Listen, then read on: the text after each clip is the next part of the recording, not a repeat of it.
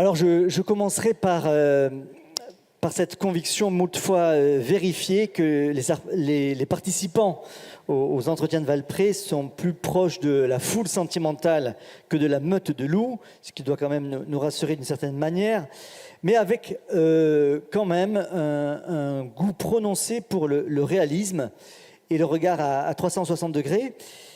Et alors nous y voilà, parce que pour parler du vivre ensemble, il nous faut regarder, faire le tour du monde tel qu'il est, et donc aborder maintenant, pendant ces 3 quarts d'heure, comment nos organisations, comment les organisations en général, que ce soit des entreprises, des associations, des syndicats, etc., peuvent prétendre aider à faire société. Et comment pourraient-elles le faire en fermant les yeux sur la réalité de la solitude? C'est le thème de notre table ronde. Je commencerai en donnant quelques statistiques sur la solitude en France. Ces statistiques sont issues du rapport de 2023 qui a été édité par la Fondation de France et publié par le Centre de recherche pour l'étude et l'observation des conditions de vie, le CREDOC, publié en février 2024, donc les chiffres sont récents. On estime que dans ce rapport, que 11%, donc on va dire un Français sur 10 pour que le chiffre fasse mémoire, sont en situation d'isolement. Mais le sentiment d'isolement multiplie par 2 ce chiffre. C'est un Français sur 5, soit presque 10 millions de personnes qui se sentent régulièrement seules, dont donc 16% sur ces 20% qui en souffrent de cette solitude. Alors les facteurs aggravants de la solitude, on les connaît, on va peut-être en reparler. C'est vivre dans le monde rural, donc dans un espace, on va dire urbain qui est très diminué, donc où l'habitat est dispersé. C'est des lieux mal desservis par les services de mobilité, et ça, les jeunes sont particulièrement sensibles à ça. C'est évidemment la question de l'âge, donc plus on vieillit et plus on peut se retrouver en situation d'isolement. Et enfin, la précarité ou les faibles ressources, avec une mention spécifique des situations d'immobilité de personnes, en particulier de femmes au foyer dans les quartiers prioritaires. Juste un rappel statistique, les quartiers dits prioritaires en France représentent 5,5 millions d'habitants. Voilà. Donc, au cours de ce rapport, et en fait, c'est aussi au cours de la réflexion qu'on a eue en amont de notre rencontre, on a bien fait le distinguo entre l'isolement, qui est l'état d'une personne, voilà, qui a plusieurs critères, et la solitude, qui est un état émotionnel dans la situation que l'on traverse. Alors, pour notre table ronde, nous allons nous concentrer sur la capacité du monde du travail et de l'engagement associatif, pour essayer d'être inclusif pour tout. Donc, cette capacité à changer cet état de choses, à lutter à la fois contre l'isolement et contre le sentiment de solitude. Le questionnement va être un petit peu plus précis. Comment l'insertion dans une entreprise peut être l'occasion d'un lien social plus grand? Comment la question se pose dès l'embauche? Comment la vie interne de l'organisation peut être un élément où les situations de solitude ne soient pas créées? Comment donc le vivre interne, la manière de vivre en interne de l'organisation ne crée pas des barrières supplémentaires, etc., etc. Je ne veux pas déflorer ce que vous allez nous dire. Donc, pour aborder tous ces sujets, 3 invités qui vont nous aider à tracer un chemin d'espérance dans le bien commun à la suite de nos organisations. Donc, la première personne, donc je vais les présenter par ordre d'arrivée dans le débat. Donc, c'est le père Jean-Marie Petitclerc, qui est prêtre salésien, éducateur, auteur de nombreux ouvrages et de tribunes. Merci Jean-Marie d'être avec nous. Ensuite, Rodolphe Pasquier-Desvignes, qui est directeur de la Fondation Saint-Irénée. Et puis Dominique Coatanéa, théologienne aux facultés Loyola de Paris, qu'on appelait avant l'hiver dernier, le Centre Sèvres. Alors, pour commencer, Jean-Marie, c'est avec toi qu'on va ouvrir ce débat. Comme éducateur, tu as arpenté les cours d'école, les cités, les quartiers, les couloirs ministériels aussi. Tu as rencontré la solitude sociale, l'isolement. Tu sais que ce ne sont pas des notions, mais des réalités que tu as côtoyées de près. Alors, pour commencer, peut-être pour nous aider à réfléchir, peux-tu nous dire, et ensuite donc nous dire comment tu reçois ces réalités-là, et puis tout de suite après nous dire si tu as déjà entrevu des chemins pour sortir de ces situations-là. Oui, je crois que tu as raison de distinguer l'isolement qui est factuel, l'absence de lien, de la solitude qui est un sentiment, un ressenti. On peut être entouré et être seul. Je connais des lycéens, des collégiens qui sont entourés par tous leurs camarades de classe et qui se sentent très seuls dans l'incapacité de construire une relation d'amitié. Je connais des jeunes hyper connectés avec des milliers de followers, mais qui en fait sont seuls. Quand on est devant son écran, on est seul. Et dans cette étude, remarquons que ce sentiment de solitude est encore plus partagé par la jeunesse que par les personnes âgées. Ce sentiment de solitude me semble être à la croisée de deux perceptions. La première, c'est que sa parole n'est pas prise en compte. Vous savez, je crois que chaque personne, c'est un verbe féchère et qu'on existe. On existe par sa parole. Prendre conscience que sa parole, finalement, n'est pas prise en compte. Et deuxième perception, le fait de se sentir inutile. Vous savez, comme le chant de Goldman, dans une chanson célèbre, on a tous besoin qu'on ait besoin de soi. Le drame de l'exclusion, c'est ce sentiment d'inutilité sociale. Je connais des jeunes au bord du suicide, non pas qu'ils n'aient pas été aimés, ils vivent dans des familles aimantes, non pas qu'ils n'aient pas été aidés, ils ont rencontré des kyrielles de psy. Mais ce qui manque parfois, c'est de rencontrer un adulte capable de dire « j'ai besoin de toi ». Et là, il me semble que l'apport principal de l'entreprise pour lutter contre ce sentiment de solitude, c'est bien la reconnaissance de cette place, de cette utilité. Me revient une anecdote d'une discussion avec une bande de jeunes sur une cage d'escalier de Chanteloup-les-Vignes.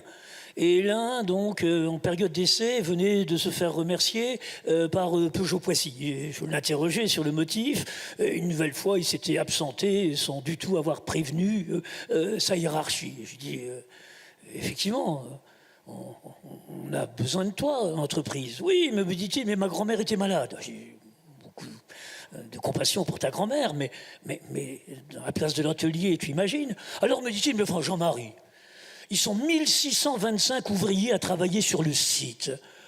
Alors tu crois que si moi je manque, ça change quelque chose? Eh bien je dis oui. Et c'est la grande différence avec la seule institution qu'il connaissait, qui est l'éducation nationale, où effectivement, lorsque l'absence est justifiée, elle n'est pas sanctionnable, et où il avait comme écho que la classe fonctionnait plutôt mieux sans lui qu'avec lui, au vu du comportement qui était le sien. L'entreprise, c'est vraiment effectivement ce lieu où le jeune va pouvoir réellement expérimenter une place et qu'il est véritablement utile. Il me semble que le plus grand apport de l'entreprise, c'est de faire comprendre à chacun de ses collaborateurs que l'entreprise a besoin d'eux. Vous savez, je crois que le sentiment le plus douloureux aujourd'hui de l'ouvrier qui perd son emploi, c'est celui finalement de penser que finalement, alors qu'il le croyait, qu'on n'avait pas besoin de lui.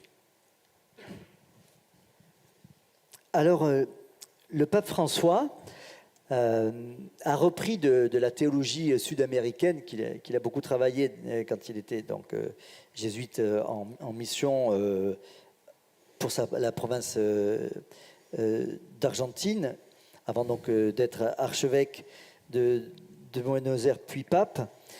Donc il a repris de cette grande tradition de pensée-là le concept d'amitié sociale, et qu'il a presque consacré dans l'encyclique Fratelli Tutti, qui est son avant-dernière encyclique.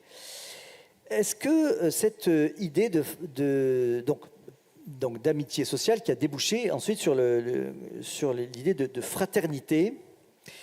Est-ce que cette idée de fraternité, pour toi, est un élément, un bon outil pour avancer dans le sens d'une inclusion des personnes seules, ou alors c'est un idéal qui n'est pas adapté parce que la fraternité mettrait en jeu d'autres déterminants? Alors, je ne voudrais pas entrer en contradiction avec le langage utilisé par notre cher pape François, mais il est vrai que je préfère ce terme de fraternité. La fraternité, c'est différent de l'amitié. C'est quoi la grande différence? C'est qu'on choisit ses amis alors qu'on ne choisit pas ses frères. Dans une famille, lorsque le cadet surgit, l'aîné n'a pas choisi sa venue. Et au contraire, des fois, il le vit un peu comme une menace par rapport à l'équilibre familial antécédent. La fraternité, c'est aussi différent de la solidarité. Je vois que certains maires voudraient ajouter au fronton de leur mairie cette valeur de la solidarité, mais quand je donne 5 € à un SDF, je pose un geste de solidarité. Avec ces 5 €, il vient peut-être se manger un sandwich ou bien s'offrir un verre de vin. Mais si je ne le regarde pas, si je n'écoute pas ce qu'il a à me dire, c'est pas un geste de fraternité. La fraternité suppose la réciprocité. J'ai en mémoire ce SDF qui rendait un billet de 10 € à une belle dame en disant « Mais madame, vous m'avez même pas regardé, reprenez votre fric ». Et je crois que ce dont les gens ont le plus besoin, c'est de cette fraternité que je définirais, à la lumière des travaux de Xavier Thévenot, un éminent théologien moraliste salésien, comme étant à la fois une expérience de similitude et de différence. C'est ça la fraternité. À la fois similitude, je participe à la même humanité, j'ai les mêmes droits, et puis de différence. L'autre est différent de moi.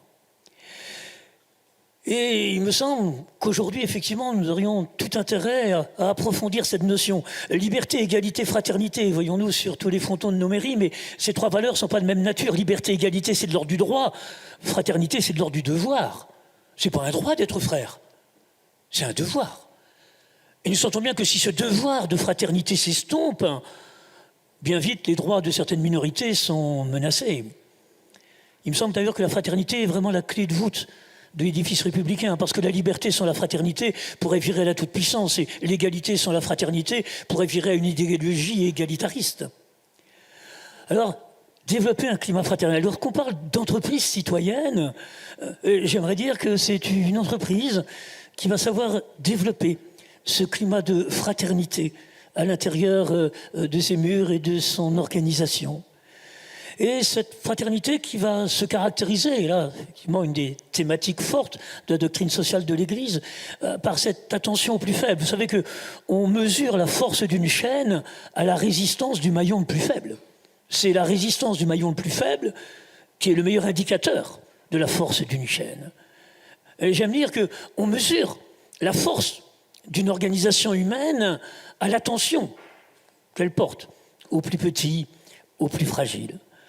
Pourquoi, me semble-t-il, réfléchir à l'apport de l'entreprise dans le vivre ensemble? Ce qui doit caractériser notre vivre ensemble, c'est bien cette notion de fraternité. Vous savez, j'aime dire, nous sommes tous un peu sidérés, angoissés par cette montée de la violence à laquelle nous assistons, avec des auteurs de plus en plus jeunes. On en voit même certains capables, pour une dizaine de milliers d'euros, d'aller signer un contrat pour tuer un inconnu. Mais j'aime dire que la violence, c'est naturel. La manière naturelle de régler un conflit, c'est la violence. A en conflit avec B, vous supprimez B, le conflit est réglé. Ce qui n'est pas naturel et qui est le fruit de l'éducation, c'est la convivialité et la paix. La capacité d'établir une relation pacifique avec celui qui ne partage pas les mêmes objectifs que moi, qui n'est pas doté des mêmes convictions que moi, ça, c'est pas inné, ça s'apprend. Éduquer à la fraternité, je crois que tous, adultes que nous sommes, que l'on soit parents, enseignants, animateurs, chefs d'entreprise, cadres, tous nous devons être porteurs de cette mission auprès de la jeune génération d'être des éducateurs de la fraternité. Jean-Marie, est-ce que tu as testé cette idée de devoir de fraternité auprès de chefs d'entreprise déjà? Et quelle a été leur réponse? Oui, vous savez, on sent bien qu'il y a des fois un écart culturel entre la culture de ces jeunes des quartiers et la culture de l'entreprise. J'ai beaucoup travaillé après les émeutes du début des années 90 avec les grands groupes industriels qui étaient situés sur des secteurs où il y avait d'énormes tensions entre Mantes-la-Jolie, Chanteloup-les-Vignes, Argenteuil. Les jeunes se caillassaient la nuit et certains se retrouvaient dans les mêmes ateliers le jour. Bon. Et combien, effectivement, vous voyez, des chefs d'atelier qui étaient un petit peu sidérés par ce qui se passait, des violences qui n'avaient pas au cœur une logique d'entreprise, mais qui étaient importées de l'extérieur. Et combien de se dire l'importance du regard, hein, apprenant à découvrir les codes. Et bien sûr, l'entreprise a ses codes du vivre ensemble, mais combien il est important de prendre le temps de les enseigner. Un tout petit exemple. Des fois, je voyais chef d'entreprise, un jeune se présente avec sa casquette sur la tête, aussitôt de manière un peu agressive, hein, il dit « Allez, enlève ta casquette !» Et il le vit comme étant un signe d'impolitesse à son égard. Or, ce n'est pas la manière dont le jeune le vit. Le jeune vit ce rapport à la casquette comme étant le signe d'appartenance à ce monde des jeunes qu'il souhaite représenter. Combien c'est important, l'esprit de fraternité, c'est de comprendre les réactions de l'autre. Et c'était une intervention que je faisais, je crois que c'était un congrès des EDC, en disant « Je ne vous comprends pas, vous chefs d'entreprise ». Un jeune arrive avec une casquette sur la tête, aussitôt vous l'interpellez de manière agressive. Un évêque arrive avec une espèce de petit chapeau ridicule sur la tonsure, vous lui dites rien. Bon, ce sont que des codes. Le fait d'avoir quelque chose sur la tête, que ce soit interprété comme une impolitesse.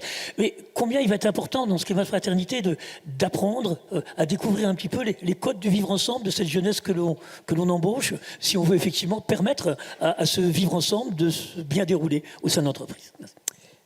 Merci Jean-Marie. Garde ton énergie pour la suite du débat. C'est à côté que peut-être tu vas être nommé évêque un de ces jours, donc ça va quand même compliquer ta prise de parole. Rodolphe Pasquier-Desvignes, on vient de voir avec Jean-Marie les ressorts possibles de l'intégration des personnes seules dans les organisations et dans la société en général, avec ce devoir de fraternité qui arrive un peu comme un projectile dans le débat. Alors on va pousser la porte des organisations elles-mêmes et se demander avec toi comment faire pour que des personnes qui se ressentent seules à l'intérieur des entreprises puissent passer cette frontière du ressenti d'une forme de solitude. Donc, ma première question, c'est quelle est la réalité de ce phénomène, si tant est qu'il soit connu. Peut-on même poser la question presque naïve, comment est-ce que c'est possible de se ressentir isolé dans une organisation où justement la coordination des fonctions et des personnes est le maître mot? Alors, la première chose quand même, on l'a vu dans le débat précédent, c'est que l'arrivée d'un salarié dans l'entreprise, c'est d'abord un contrat individuel qui est basé sur une fiche de poste, des compétences, des missions, des objectifs personnels, le tout intégré dans une matrice. Donc effectivement, la structure de l'entreprise et la finalité du travail font qu'on crée d'abord une situation d'isolement où l'employé a d'abord et avant tout, dans sa relation à son employeur, à rendre des comptes sur ce qu'il a fait au titre de ses missions. Donc c'est effectivement quand même le premier paradoxe du vivre ensemble, c'est qu'à la fin, quand on doit évaluer la relation entre le salarié et l'entreprise, le respect du contrat de travail, ça reste toujours une question individuelle. À un moment ou à un autre, quand on parlera salaire ou pérennité de l'emploi, on parlera objectif, performance, réussite et intégration dans le reste de l'entreprise. Est-ce que dans l'art du management, alors, on peut passer au stade 2 et essayer de vaincre cette première situation d'isolement? De quoi tu as été témoin, toi? Alors oui, on a entendu ça aussi avant. On a tous les efforts faits par les entreprises pour créer de la convivialité, faire en sorte que être à côté de son voisin, ça devienne un moment agréable à travers des moyens de briser la glace, comme du team building, comme des séminaires, ou simplement passer des bons moments à table. En fait, il y a une approche qu'ont beaucoup engagé les entreprises en ce moment autour d'actions sur la RSE, que j'ai trouvé très intéressante plutôt par les effets induits que ça peut avoir en termes de fraternité. Vous avez vu probablement beaucoup d'entreprises mobiliser leurs salariés sur des actions, par exemple courir ensemble pour le cancer du sein, courir pour elle, ou pour la mucoviscidose, participer à des actions de Téléthon, faire des dons de congés payés ou bien des arrondis de salaire. Il y a énormément d'entreprises qui vont initier des actions pour clairement afficher leur intention d'avoir une valeur sociale, au-delà de leur valeur économique. Moi, ce qui m'intéresse le plus là-dedans, c'est ce qui se passe réellement dans l'entreprise, cet effet induit, où en fait vous allez voir des amitiés et des liens fraternels qui vont se créer entre des tas de gens de services différents, la production, la compta, la finance, la com, qui vont briser tous les clichés qu'ils vont avoir, les préjugés sur, de toute façon les gens de la com, ils sont comme ci, et puis les autres, c'est tous des bourrins, et ainsi de suite. Où en fait, on se retrouve ensemble à aller courir, ou à aller faire une maraude, ou à aller faire une collecte, et en fait, on crée une amitié durable, où les gens vont se retrouver, à nouveau, à la cantine, ou dans d'autres circonstances, et il sera vraiment passé quelque chose à ce moment-là, où ils se seront retrouvés, finalement, une affinité tout à fait autre, qui parle avec le cœur. Et c'est ça c'est là où je trouve que c'est très intéressant, c'est la générosité, faire amener les gens à être généreux vers les autres, qui les amène finalement à partager et créer une vraie amitié fraternelle entre eux, du lien social dans l'entreprise. J'ai envie de dire, en fait, en allant aider l'autre dehors, eh ben, je rencontre mon voisin. Et je trouve que c'est en fait une magie qui s'est créée à travers quelque chose dont ça n'était pas l'intention. Et je trouve que c'est très intéressant que les entreprises puissent poursuivre ce genre de choses. Mobiliser des gens sur une cause, c'est bien, mais en fait, pour un faible investissement, le retour derrière en termes de lien social dans l'entreprise est absolument incroyable. Mais est-ce que tu n'es pas en train de nous dire que l'entreprise redécouvre la Lune? On sait très bien que les personnes ont une personnalité cachée, enfin, non pas qu'ils en fassent mystère, mais en fait on ne dit pas tout de ce que l'on est dans une entreprise. Est-ce que c'est le rôle de l'entreprise que d'aller à cette frontière-là de la personnalité pour faire révéler des aspects cachés, donc dans ces moments autres que le travail, mais liés à la sphère du travail?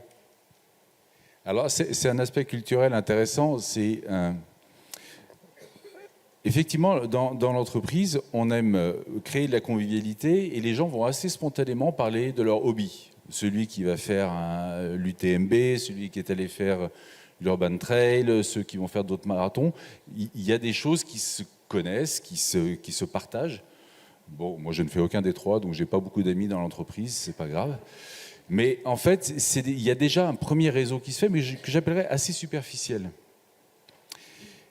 Et autour de l'action qu'on peut avoir dans la générosité qu'on a vers les autres, quand on va participer à des activités, justement, comme je disais, dans des maraudes, ou bien soutenir des actions dans une paroisse, ou bien faire des collectes par ailleurs, et ainsi de suite, en fait, j'ai une part de moi-même qui, dans la dimension intégrale de ma personne, n'est jamais prise en compte dans l'entreprise, et sur lequel j'ai une très grande pudeur.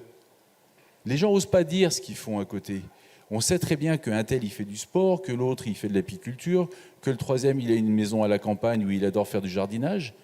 Mais en fait, est-ce qu'on sait ce qu'il a été faire un peu plus loin? Et en fait, on en parle peu.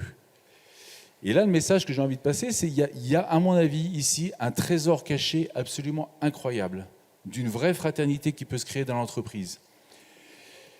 L'autre jour, j'ai accompagné une association qu'on soutient, la Coiffure du Cœur, qui faisait donc une maraude à Perrache. Et j'ai découvert là-bas une personne, une dirigeante d'une grande banque nationale sur Lyon, et responsable du secteur entreprise, donc c'est quand même un métier important, qui était en train de couper les cheveux de SDF qui étaient là.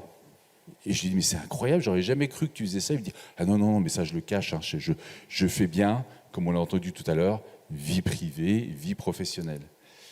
J'en ai vu un autre qui me disait, que j'ai rencontré une fois avec l'association Magdalena, qui fait de l'accompagnement des femmes qui veulent sortir de la prostitution, qui est directeur financier et juridique d'une grande entreprise. Je lui ai dit, mais c'est incroyable ce que tu fais.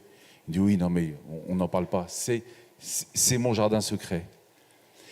Et c'est là où on peut revenir, puisque François voulait qu'on parle de doctrine sociale de l'Église, donc sur la dimension intégrale de la personne. En fait, la personne, quand elle vient au travail, elle n'a pas laissé son âme dehors. Et cette part d'âme, en fait, c'est ce qui va la rapprocher avec les autres.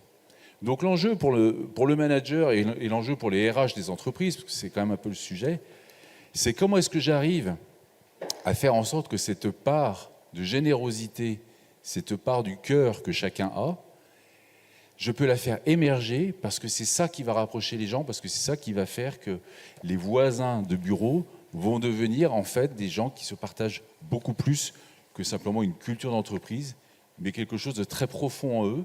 et qui vont créer un réseau d'amitié, de relations extrêmement profond. Merci. Dominique, maintenant, on a besoin de ton regard pour continuer notre réflexion. L'éthique, d'une certaine manière, c'est la science du souhaitable possible. C'est donc cette question qui vient. Comment regarder au-dessus du mur de la solitude avec le plus de réalisme possible pour créer du lien?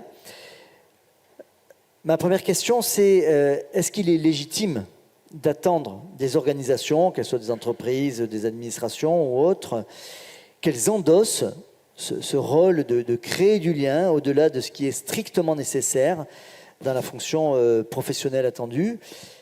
Voilà, est-ce qu'il existe aujourd'hui des expérimentations heureuses qui montrent qu'on peut déplacer cette ligne-là? Alors, je vais m'appuyer sur ce que viennent de dire Jean-Marie et puis Rodolphe à l'instant, en essayant de reprendre un des propos que je viens d'entendre avec vous tout à l'heure, qui consiste à dire, au fond, l'enjeu pour les entreprises aussi, c'est de décloisonner les esprits. Exactement ce que tu viens de souligner.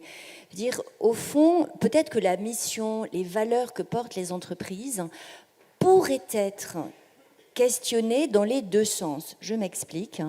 Il y a énormément de générosité. Tout à l'heure, Jean Viard nous disait, mais la France est un pays extrêmement généreux. Et de fait, les expériences que nous venons de souligner montrent cette expression de générosité qui, généralement, trouve expression dans la vie associative. Et la vie associative, nous en avons tous besoin.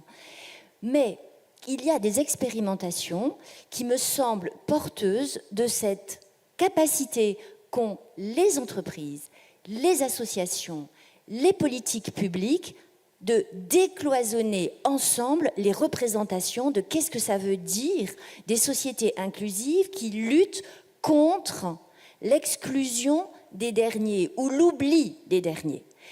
Si on inverse la dialectique du travail et si on ne commence pas par se dire il faut un poste du travail pour répondre au chômage de longue durée. Et si on se disait il y a du travail, pas forcément monétisable, mais peut-être que si on inverse les choses et si on dit il y a des hommes et des femmes qui ont de la générosité, qui ont des capacités, on pourrait dire, qui ont des possibilités de faire, mais qui sont, comme le soulignait cette page évangélique de l'ouvrier de la 11e heure, systématiquement laissés en dehors du marché du travail. Et c'est cette inversion de la dialectique qu'a mise en œuvre une expérimentation dont je vais vous parler et qui avait Villeurbanne parmi les 10 territoires expérimentaux, il y a déjà 10 ans, c'est l'expérimentation territoire zéro chômeur de longue durée. On a eu le maire de Villeurbanne tout à l'heure, donc c'est une expérience qui lui parle. De quoi s'agit-il ? Il s'agit d'une utopie, on pourrait dire, portée, maturée de longue date dans le giron d'ATD Carmonde, et notamment de Patrick Valentin, qui était un acteur de l'inclusion sociale à travers des entreprises d'insertion, donc qui connaissait très bien ce monde du travail, et qui, pendant longtemps, n'a pas cessé de dire « mais du travail, il y en a ». Le problème, c'est l'adéquation entre le travail, la possibilité pour les entreprises de monétiser ce travail et pour les personnes durablement exclues du monde du travail à y revenir.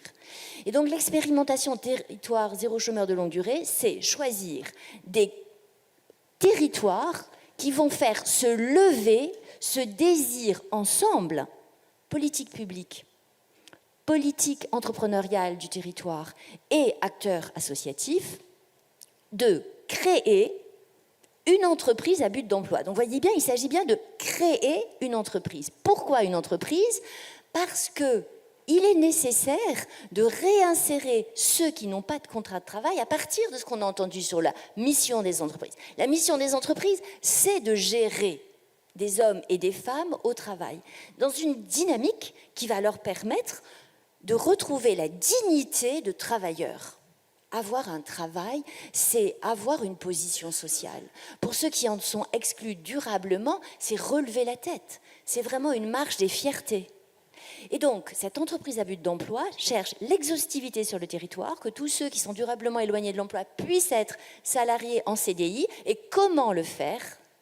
Par une loi d'expérimentation qui a été votée à l'unanimité de l'Assemblée nationale et du Sénat, portée par Laurent Grand-Guillaume, qui est député, et qui permet de faire quoi ?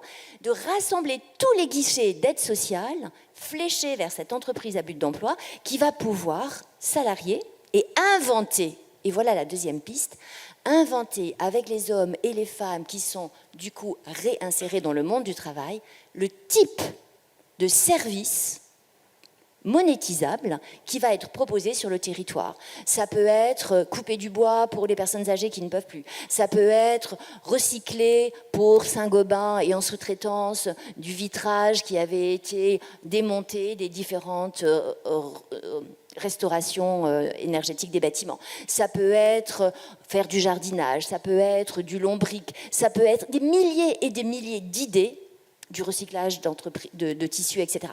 Mais tout ça pourquoi ? Pour cet enjeu collectif qui consiste à dire les entreprises ont quelque chose de précieux à apporter aux politiques publiques, c'est le grain fin du retour au travail en accompagnant les plus exclus.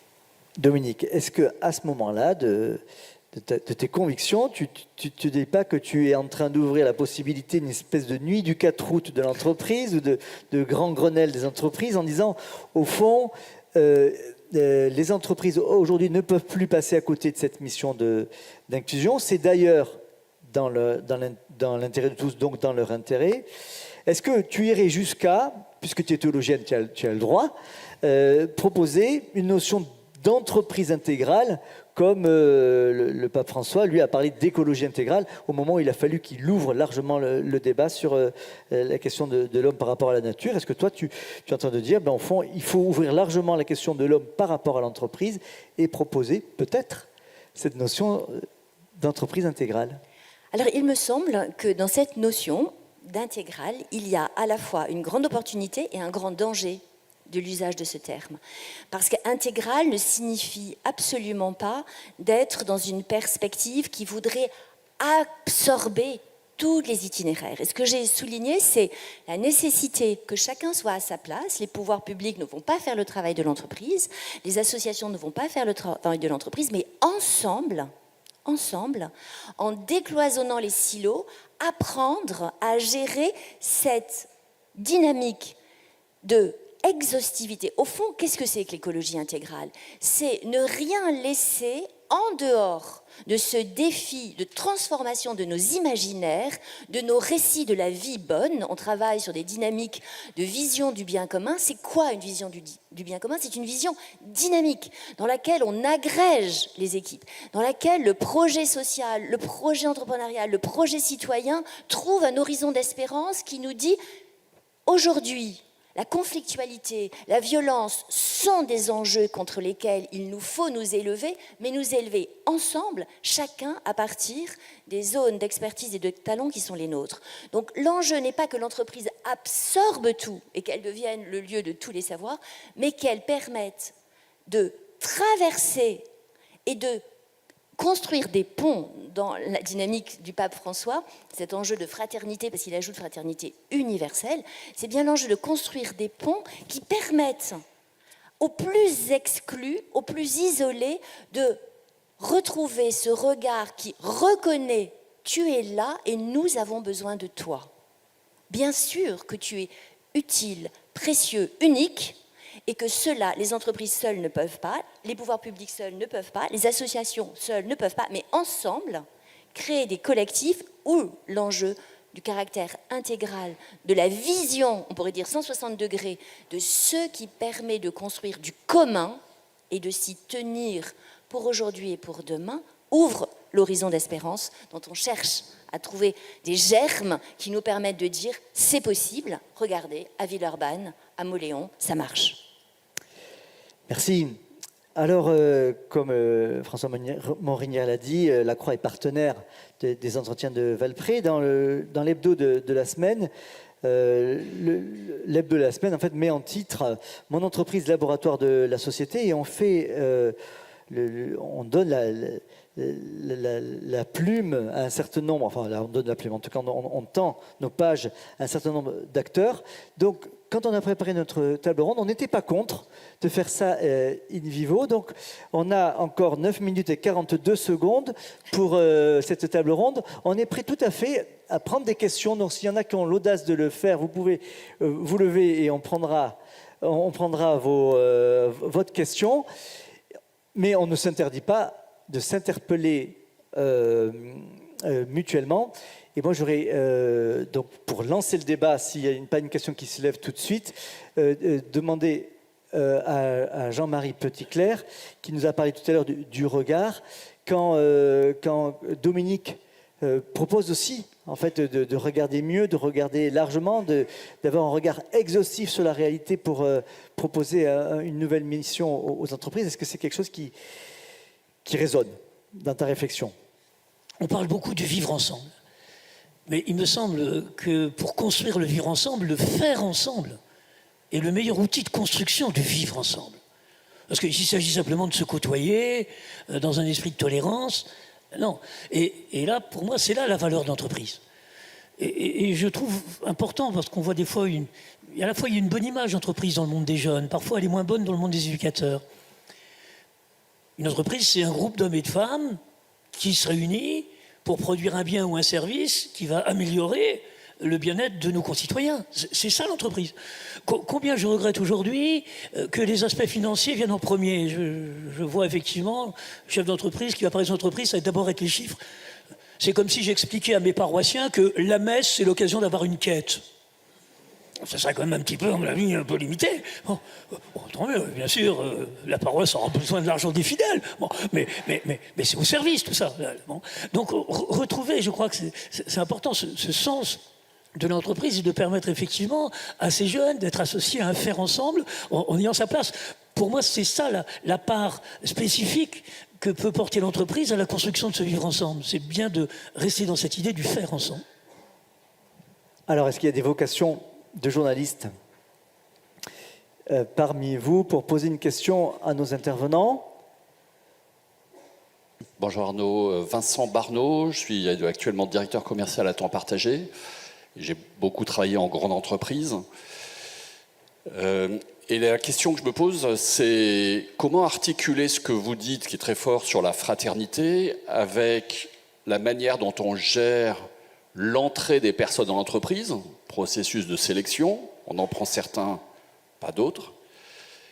Et puis les situations où on est amené à faire sortir des gens de l'entreprise, alors soit parce qu'ils ont des comportements individuels qui posent problème, par exemple quelqu'un qui met en danger la sécurité, la sienne et celle des autres, qu'on peut être amené à exclure, ou bien la situation économique globale de l'entreprise, on entend parler des plans de licenciement actuellement, et donc on est amené à se séparer, l'entreprise est amenée à se séparer d'un grand nombre de collaborateurs. Donc comment penser de la fraternité avec cette réalité de la gestion des équipes? Merci. Merci. Alors Jean-Marie, on va te demander de rendre compte du mot fraternité que tu as apporté dans le débat, et puis peut-être Rodolphe aussi nous donner ton regard sur cette question de la gestion des ressources humaines en entreprise et de l'idéal, du devoir de fraternité, comme tu disais tout à l'heure, Jean-Marie. Non, mais on comprend bien effectivement la nécessité pour l'entreprise de s'adapter au marché, de ne pas pouvoir tolérer des comportements inacceptables. Moi, ce qui me paraît important dans cette notion de fraternité, c'est la question du respect. Le respect de la personne dont on va se séparer, le respect de la personne dont on remet en cause des comportements. Vous savez, j'effectue une différence entre la notion de tolérance, qu'on parle beaucoup de tolérance pour le vivre ensemble. Moi, je préfère la notion de respect, parce que quand on parle de tolérance, on parle de quoi? Est-ce que c'est la tolérance vis-à-vis des personnes? Ça me paraît un peu limité, je tolère mon voisin, c'est vraiment le minimum syndical. Je respecte mon voisin. Mais il y a tout un discours politico-médiatique où on installe la tolérance au niveau des personnes, puis on dit qu'il faudrait tolérer toutes les idées, tous les comportements. Non, il y a des idées qui font avancer la fraternité, d'autres qui la font régresser. Il y a des comportements qui font grandir la fraternité, d'autres qui la détruisent. Mais ce qui me paraît important dans le respect, moi je revendique comme éducateur le fait d'être intolérant sur certains comportements des jeunes que je côtoie. J'essaie de les respecter toujours. Mais bien sûr, je vais être intolérant par rapport à des comportements de vol, de viol, d'agression. On ne peut pas éduquer dans la tolérance, on éduque dans les valeurs. Par contre, respecter. Et donc, ne jamais identifier, ce qui me paraît important, c'est de ne pas identifier la personne à ses comportements. Jamais vous m'entendrez parler d'un jeune délinquant. C'est quoi un délinquant? Par définition, c'est un jeune est délinquant parce qu'il a commis un délit. Le drame, c'est que dans la tête des gens, ça devient un jeune commet un délit parce qu'il est délinquant. C'est terrible cette inversion de causalité. On va faire des délinquants, une espèce de groupe de jeunes, la caractéristique serait de produire du délit. J'aime dire, qu'y a-t-il de commun entre le jeune de 19 ans qui fait le casse d'une épicerie et le jeune de 19 ans qui agresse sexuellement une enfant de 4 ans? Il n'y a aucun trait de personnalité commun. Bon, ils sont délinquants au sens de la loi. Donc, de ne jamais identifier la personne. Et dans ces procédures où effectivement il faut sélectionner, dans ces procédures où il faut licencier, on peut le comprendre, ce qui me paraît une notion essentielle, lié à la fraternité, c'est le respect.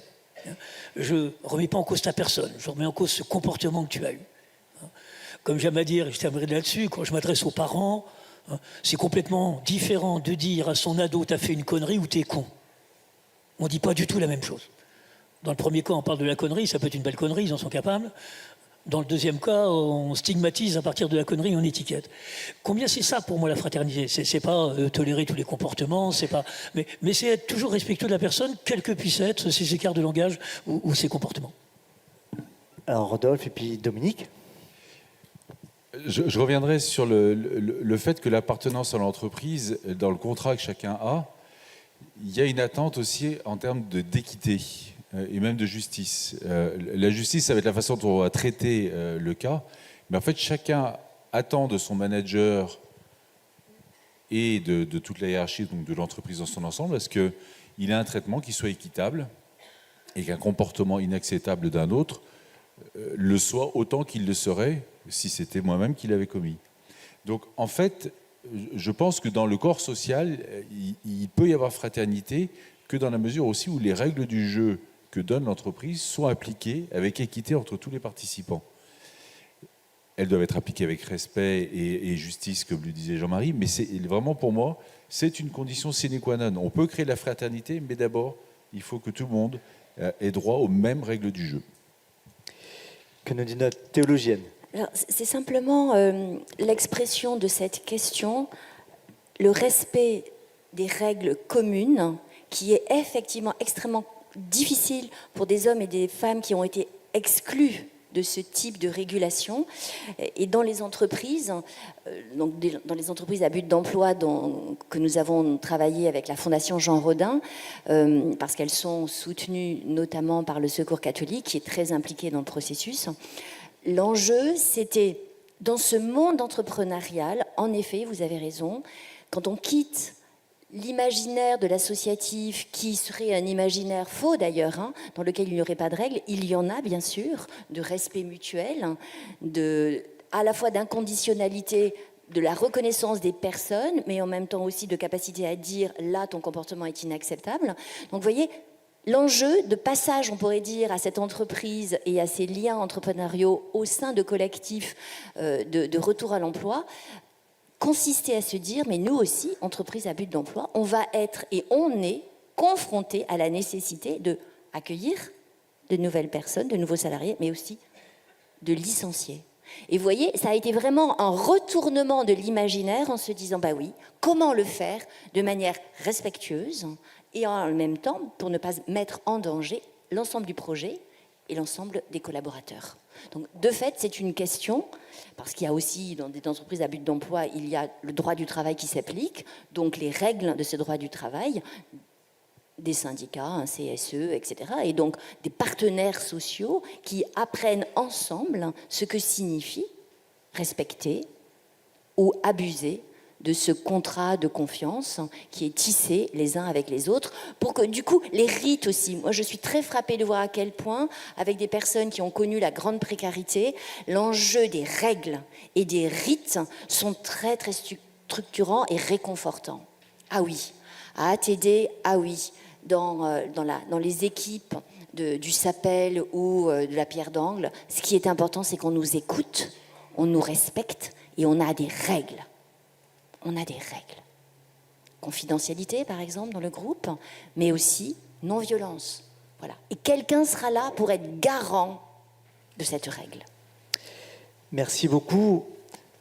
Je continue avec le partenariat de la Croix, puisque dans le journal de vendredi, d'aujourd'hui, donc vous avez à disposition, il y a comme tous les vendredis le cahier spiritualité, enfin religion et spiritualité, qui vous offre aujourd'hui plus d'une page sur le travail selon la Bible, voilà, dans lequel est abordé revisiter la question du travail, souvent présentée comme une punition, alors que dans la Bible, ce n'est pas le cas. C'est aussi l'occasion d'une réalisation de soi et d'un collectif.